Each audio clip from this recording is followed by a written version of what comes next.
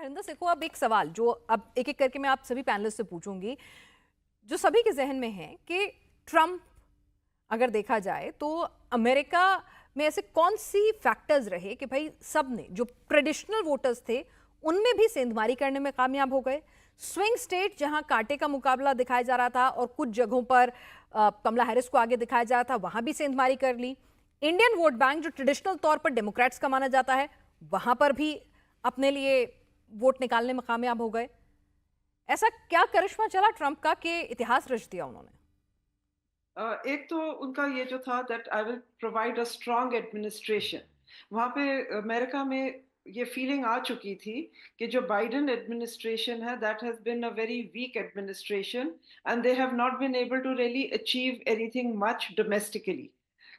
Foreign war, ये जो Ukraine का वॉर के ऊपर जो पैसा खर्च किया गया है, एंड इसराइल का आई मीन बाइडेन ने कोशिश की, और Netanyahu was not willing to listen to Biden and find a solution to the Middle East. So Biden जो है इंक्रीजिंगली उनको एक कमजोर हेड ऑफ स्टेट माना की नजरिया से देखा जा रहा था। And internationally, America is supposed to be the most powerful country. The US president is the most powerful person in the world. और वो अगर एक इस तरह से उनका एक वीक प्रोजेक्शन हो, तो लोगों को चाहिए थी एक स्ट्रांग लीडरशिप। और कमला हैरिस क्योंकि वाइस प्रेसिडेंट थी, तो उनका ये जो स्पेशली जो डिबेट में भी she was not able to defend the immigration policy. कि जो इमिग्रेशन पॉलिसी है वो वीक है, और जिसके खातिर उन्होंने कहा कि जो जॉब्स हैं, ट्रम्प का मेन मुद्दा ये भी बन गया, American jobs are for Americans, it will only be legal immigrants जी। And not people who. So ये सब जो चीजें हैं ये वोटर के साथ और ट्रम्प का जो मेन सपोर्ट बेस है, जो उनका मिड वेस्ट में जिनके पास कॉलेज डिग्री नहीं है, वाइट अमेरिकन मेल सपोर्टर्स, उनका सपोर्ट तो ट्रम्प के साथ था ही। And what we have seen is को जो वर्किंग क्लास वोट्स है, जो हमको था कि शायद वो कमला हैरिस और इनके बीच में डिवाइड होंगी, the working class votes have all mainly gone to Trump. क्योंकि उन्होंने ये जो आपने भी जी। अभी बोला कि अमेरिका में मैन्युफैक्चर करूंगा, चाइना के गुड्स के ऊपर टैरिफ्स लगाऊंगा, सिक्सटी अशोक परसेंट सज्जनार जी, टैरिफ। अगर एक शब्द में कहूं, राष्ट्रवाद, राष्ट्रवाद का मुद्दा जो इस वक्त हम देख रहे हैं पूरी दुनिया में, एक राइट विंगर्स जिसे कई लोग कहते हैं, तो राष्ट्रवाद का जो मुद्दा है वो अमेरिका में भी चल गया, उसका जादू। जी बिल्कुल, आप ठीक कह रहे हैं। देखिए, मेक अमेरिका ग्रेट अगेन और क्या है? राष्ट्रवाद है जो हमको अपने राष्ट्र को सबसे पहले सामने रखना है। हमारा जो पैसा जा रहा है बाहर दूसरे देशों में उनके युद्ध में, वो उनकी सहायता करने के लिए, तो उसको नहीं जाना चाहिए। हमको अंदर ही रखना चाहिए। हमारे जो जॉब्स बाहर गए हैं उनको हमें फिर से वापस लाना चाहिए। हमें अपने को सशक्त करना चाहिए। बेसिकली यही मुद्दा बनाया उन्होंने। चाहे वो इमिग्रेशन के हिसाब से देख लीजिएगा, इकोनॉमी के हिसाब से देख लीजिएगा, विदेश नीति के हिसाब से देख लीजिएगा, जो बाहर युद्ध हो रहे हैं उनके हिसाब से देख लीजिएगा। सबसे अहम उसमें चीज यही है जो हमें अंदर देखना चाहिए। अपने राष्ट्र को हमको सशक्त करना चाहिए और अपने पैसे को हमें कंजर्व करना चाहिए। पिनास। जी। प्रोफेसर अंशु जोशी जी, ये बाइडेन प्रशासन की नाकामियां, कमला हैरिस को देर से प्रोजेक्ट करना, ये कहीं ना कहीं उसकी जीत है या फिर वाकई में ट्रंप की पॉलिसी, ट्रंप की सोच ऐसी थी कि जनता को लगा बस यही है जो अमेरिका को बचा सकता है?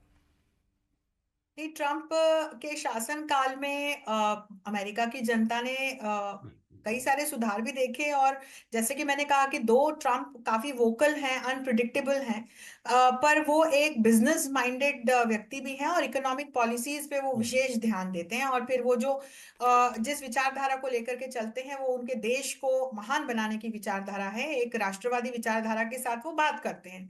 और बाइडेन के शासनकाल के दौरान, और कमला हैरिस तब उपराष्ट्रपति थी, हमको एक चीज और ध्यान रखनी चाहिए कि हम बाइडेन के शासन की तो बात करें, लेकिन हम ये ना भूलें कि कमला हैरिस उस पूरे दौर में उपराष्ट्रपति रही हैं। तो अब जो अमेरिका की उपराष्ट्रपति थी, वो इस बार डेमोक्रेटिक राष्ट्रपति कैंडिडेट के रूप में लोगों के सामने थी। तो वहां मुझे लगता है कि लोगों ने कहीं ना कहीं उनको नकारा है और दूसरी तरफ उन्होंने ट्रंप को चुना है। तो ये किसकी हार किसकी जीत नहीं, ये चूंकि कमला हैरिस के भी शासनकाल को लोगों ने देखा, और ये बात ट्रंप ने कई जगह अपने संबोधन में कही, जब उनके ऊपर कुछ एलिगेशंस या इस तरह की बात कमला हैरिस ने कही उनकी पॉलिसीज को लेकर के, तो ट्रंप ने ये सीधा सीधा जवाब भी दिया कि आपके पास 4 साल थे अपनी पॉलिसीज को लागू करने के लिए, विशेषकर जो ये इकोनॉमिक इश्यूज क्रॉप अप हुए अमेरिका में, और अमेरिका में इनके शासनकाल के डेमोक्रेट्स के शासनकाल के दौरान में जो युद्ध शुरू हुए, युद्ध कंटिन्यूड है, तो ये ट्रंप ने बार बार कहा कि आपके पास 4 साल थे सुधार करने के लिए, जी नई पॉलिसीज लाने के लिए, या चीजों को बेहतर बनाने के लिए, या चीजों को सोल्यूशंस ढूंढने के लिए।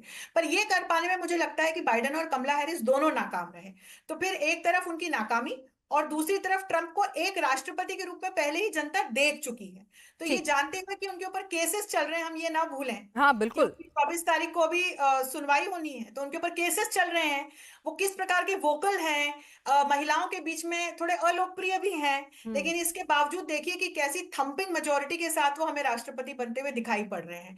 तो उनकी जो इकोनॉमिक पॉलिसीज को लेकर के उन्होंने बातें की, मेक अमेरिका ग्रेट अगेन की जो वो बात कर रहे हैं, इलीगल इमिग्रेशन को रोकने के लिए जो सख्त ठोस कदमों की वो बात कर रहे हैं, विदेश नीति की दृष्टि से जो वो बात कर रहे हैं, जिसका सीधा सीधा प्रभाव आम अमेरिकी की डे टू डे लाइफ पे पड़ेगा।